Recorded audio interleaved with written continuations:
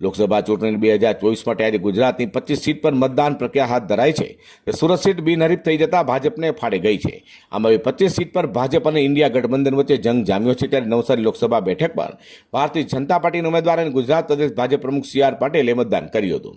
સી.આર. પાટીલે પરિવાર સાથે ઘરેથી નીકળી મતદાન મથક ઉત્તર ગુજરાત વિદ્યાલય ખાતે પહોંચી મતદાન કર્યું છે. લોકસભામાં ગુજરાતની 26 લોકસભામાંથી 25 લોકસભાના મતદાનનો દિવસ છે. આપણા દેશમાં આખા દુનિયામાં સૌથી મોટી લોકશાહી, સૌથી મજબૂત કહી શકાય એવી લોકશાહી, એને વધુ મજબૂત કરવા માટેનો આ પર્વ છે. અને આવા પર્વમાં હું સૌ મતદાર ભાઈ બહેનોને મારી વિનંતી પણ છે કે આપણે સૌએ આપણને મળેલા મતદાનના અધિકારનો ઉપયોગ કરવો જોઈએ.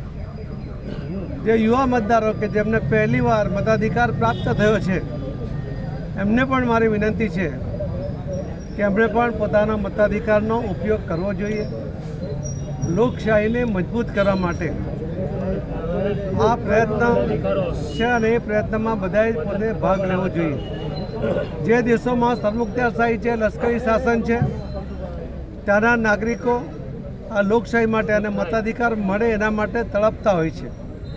જ્યારે આપણને સહજતાથી મતદાન કરવાનો જે અધિકાર આપણને પ્રાપ્ત થયો છે, તો આપણે પણ એ મતદાનના અધિકારનો ઉપયોગ કરીને વર્ષો પછી જ્યારે આપણને લગભગ 75 વર્ષથી આઝાદી પ્રાપ્ત થઈ છે, ત્યારે હજુ પણ આપણે મતદાન માટે ઉદાસીન હોય એવું ઘણીવાર બને છે.